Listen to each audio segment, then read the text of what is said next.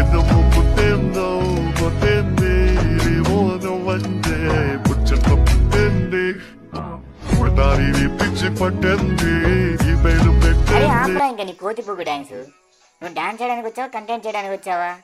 ఈరోజు మనం దేవరా మూవీ గురించి కంటెంట్ చేయాలి, ట్రోల్స్ గురించి మాట్లాడాలి. కట్టేయాలి, చెయ్యి, ఇంకా చెయ్యి, స్టార్ట్ చెయ్యి. కోతిపుగ్గే వెంకన్నా. ఓకే రాజాము, కంట్రోల్ చేస్తున్నా, స్టార్ట్ చేద్దాం పండి.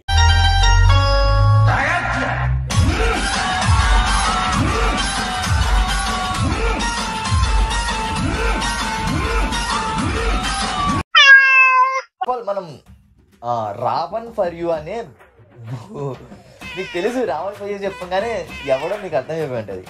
వాడి వీడియో వాడు ఏం చెప్తున్నాను తెలుసు, దేవరా గురించి. ఆచార్య ఎన్ని అక్షరాలు? 3 అక్షరాలు. దేవరా ఎన్ని అక్షరాలు? 3 అక్షరాలు. ఆచార్య స్టోరీ ఏంది? తండ్రి కొడుకుల కథ. ఓ అవునా? అవునా రాజాము, తండ్రి కొడుకుల స్టోరీ, తండ్రి కొడుకుల కథ లాంటిది అనమాట. సో ఈ దేవర స్టోరీ ఏంది? తండ్రి కొడుకుల కథ లాంటిది అనమాట. ఏంటి ఇది? తండ్రి కొడుకులేంట్రా? ఓ కొడుకులా? ఓకే ఓకే ఓకే ఓకే కొడుకులు అంట. Okay okay. ఆచార్యలో చూసుకున్నట్లయితే పాదఘట్టాన్ని రక్షించడం, దేవరాలో చూసుకున్నట్లయితే జలఘట్టాన్ని రక్షించడం. అంతేందుకు ఒకసారి ఈ డైలాగ్ వినండి. నువ్వు ఉండగా ధర్మస్థలికి ఏం కాదు సీత. ఈ డైలాగ్ కూడా వినండి. నువ్వున్నంత వరకు ఈ కొండ మీద నీ మాట. అంటే మీకు అర్థమైంది కదా ఆచార్యలో ఏ విధమైనటువంటి డైలాగ్ ఉందో దేవరాలో కూడా అదే రకమైనటువంటి డైలాగ్ ఉంది. మన ఉగ్రం అనేటటువంటి సినిమా ప్రశాంత్ నీల్ గారు తీయడం జరిగింది. దానికి సరైనటువంటి అప్రిషియేషన్ రాలేదు, అది ఊహించినంత హిట్ కాలేదు. దాన్నే సలారుగా మళ్ళీ మనం ముందు పెట్టేటటువంటి ప్రయత్నం పాన్ ఇండియాలో అయితే రిలీజ్ చేసిండు. అదే విధంగా ఆచార్య సినిమా ఆయన ఊహించిన విధంగా హిట్ కాలేదు. ఈ దేవరా సినిమాని ఆచార్యలాగా తీయబోతున్నాం అని చెప్పి చాలా మంది అయితే కామెంట్ చేస్తున్నారు, చాలా మంది అయితే చేస్తున్నారు అనమాట. మరి దాంట్లో నిజం ఎంత అబద్ధం ఎంత అనేటటువంటి మంది కామెంట్ చేస్తున్నారంట మనోడికి. ఎవరు చెప్తున్నారో కూడా తెలియదు మరి.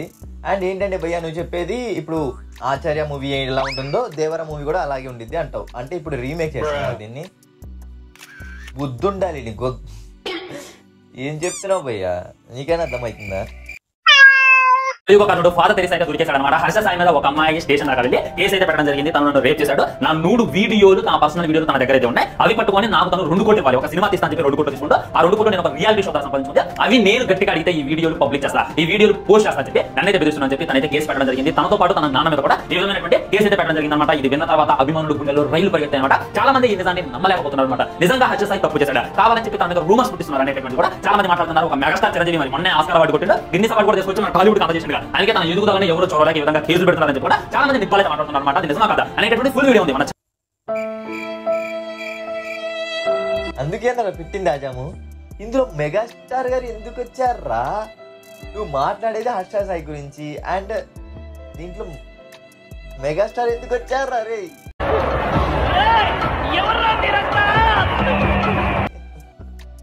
అరే నువ్వు భలే అసలుకి టాపిక్ కి నువ్వు చెప్పిన దానికి ఏమైనా సంబంధం ఉందా భయ్యా? ఇందుకే నేను సొల్లు రావణ్ ఫర్ యూ అనేది.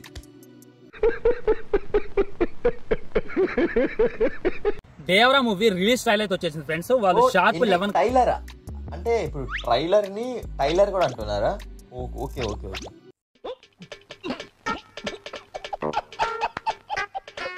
అయితే రిలీజ్ చేస్తా ఉన్నారు. కొద్దిగా లేట్ గా రిలీజ్ చేశారు, కానీ లేటెస్ట్ గా అయితే రిలీజ్ చేశారు అనమాట. ట్రైలర్ లో చాలా డిస్కషన్.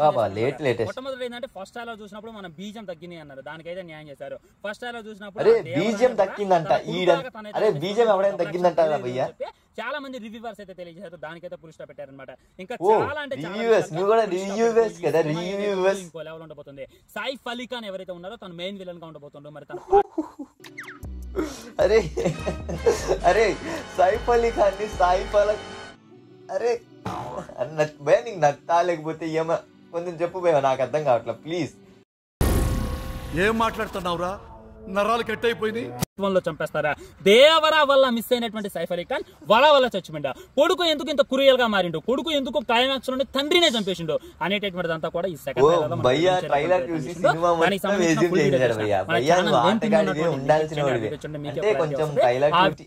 టైలర్ కాదంట. టైలర్ చూశారు భయ్య. టైలర్ చూసేసి అంతా మైండ్ లోకి తీసుకొచ్చేసి చెప్తున్నాడు మనకి విజువల్స్ ఎలా జరుగుతాయి అనేది. వినండి, మీరు కూడా వినండి. ఈడైపోయాడు కదా. ఇప్పుడు నిప్పు నాగరాజ్ అనే ఒక నిప్పిగాడు ఉన్నాడు భయ్య. ఈ వీడియో పడితే చూద్దాం వీడేంటంటే పాపం బాగా మెచ్యూర్ అనుకున్నాడు, కానీ వీడు నిబ్బాగాడని వీడికి కూడా తెలియదు. వీడేంటంటే ఎన్టీఆర్ని దేంట్లోకైనా లాక్కొచ్చేసి ఎన్టీఆర్ని నెగిటివ్గా చేద్దామని చూస్తుంటాడు. వీడియో కూడా చూద్దాం. చాలా మంది రోస్టే అంటారు. Hi friends, welcome to Nipunagaraj the voice of truth. మీరు ఈ ఛానల్ ఇంకా సబ్స్క్రైబ్ చేసుకోకుంటే వెంటనే సబ్స్క్రైబ్ చేయండి ఫర్ ఇన్స్టెంట్ అప్డేట్స్.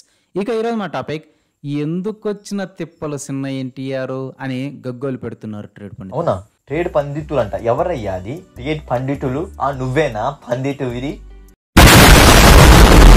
ఏం పండితుడు, ఏం చదివావు అంటే? నేను పండితులు అంటే లెక్చరర్స్ లేకపోతే గుళ్ళో చెప్పే పండితులు అనుకున్నా. వీడు కూడా పండితులు అంట, ట్రేడ్ పండితులు. మనకు తెలుసు కదా, బ్రేక్ ఈవెన్ లేకపోయినా కూడా తన పిఆర్ టీమ్స్ ద్వారా మ్యాన్ ఆఫ్ ది మ్యాసెస్ అని ట్యాగ్ వేయించుకుంటూ ఉంటాడు చిన్న ఎన్టీఆర్. నిజంగా ఆ మాసెస్ మెచ్చిన స్టారే అయి ఉంటే లాంగ్ రన్ ఎప్పుడో వచ్చేది. Only TDP cadre based. అరే టీడీపీ కాదురా రే, హౌలేకే బాల్. అన్నిట్లో కూడా ఎన్టీఆర్ అలా ఉంటాడు రా. ఏ సినిమా అయినా 1 వీకే ఉంటుంది. ఇప్పుడు అది తెలుసుకో ఫస్ట్ ఆఫ్ ఆల్, పండితుడివి.